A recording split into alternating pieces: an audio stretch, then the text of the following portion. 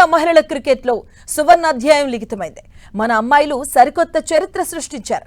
ఎన్నో ఏళ్ల నిరీక్షణకు ఫలితం దక్కింది. తొలిసారిగా టీమిండియా ప్రపంచ కప్ ను ఒడిసి పట్టుకుంది. అత్యంత ఆసక్తిగా జరిగిన మహిళల ప్రపంచ కప్ ఫైనల్లో భారత జట్టు అదరగొట్టింది. దక్షిణాఫ్రికాను 52 పరుగుల తేడాతో చిత్తు చేసింది. దీంతో మైదానంలోని ఆటగాళ్లతో పాటు అభిమానుల ఆనందానికి అవధులు లేకుండా పోయాయి. ఇక ఈ ఉద్విగ్న క్షణం కోసం ఏళ్ల తరబడి ఎదురు చూసిన భారత అవని ఒక్కసారిగా పులికించిపోయింది.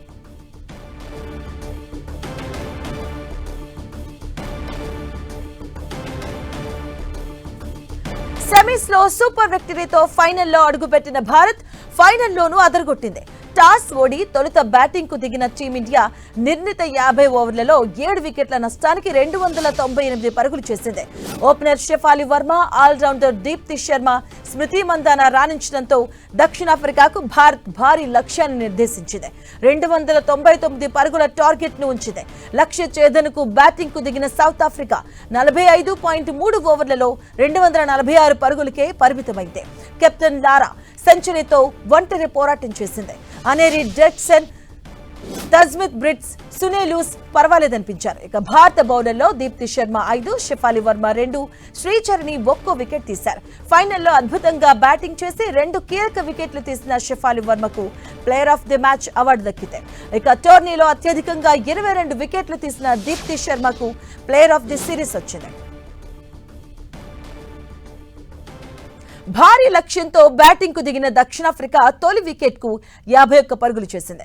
ఇక తజ్మిన్ తో కలిసి కెప్టెన్ లారా మంచి భాగస్వామ్యాన్ని నెలకొల్పింది.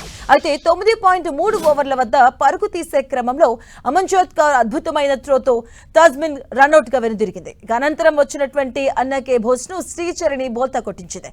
62 పరుగుల వద్ద ఎల్బీగా వికెట్ ముందు చొచ్చుకుంది. ఇక దక్షిణాఫ్రికా స్వల్ప తేడాతో 2 వికెట్లు కోల్పోవడంతో ఒత్తిడిలోకెళ్లింది. అయితే సునే లూస్ తో జట్టు కట్టినటువంటి south Africa captain overt innings ను ముందుకు నడిపించింది. ఇక ఈ క్రమంలో 114 పరుగుల వద్ద షెఫాలి బౌలింగ్ లో సునే అవుట్ అయింది. అనంతరం మరిజానే కాప్ ను సైతం షెఫాలి వర్మ పెవిలియన్ కు చేర్చింది. దీనితో ఆ జట్టు పీకల్లోతో కష్టాలకు జారుకుంది. ఇక ఆ తర్వాత వచ్చినటువంటి సినాలో దీప్తి బౌలింగ్ లో అవుట్ అయింది. ఇక దీంతో ఆ జట్టు 148 పరుగులకే సగం వికెట్లు కోల్పోయి తీవ్ర ఒత్తిడిలో పడింది. అనంతరం బ్యాటింగ్ కు దిగిన అన్నేరి దూకుడిగా ఆడింది. లారా, అన్నేరి కలిసి 6వ వికెట్ కు 61 పరుగుల భాగస్వామ్యం నెలకొల్పారు. ఇక ఈ క్రమంలో 39.3 ఓవర్ల వద్ద దీప్తి బౌలింగ్ లో అన్నేరి బౌల్డ్ అయింది. ఇక మరోవైపు ఒంటరి పోరాటం చేస్తున్న కెప్టెన్ లారా 96 బంతుల్లో శతకం చేసింది.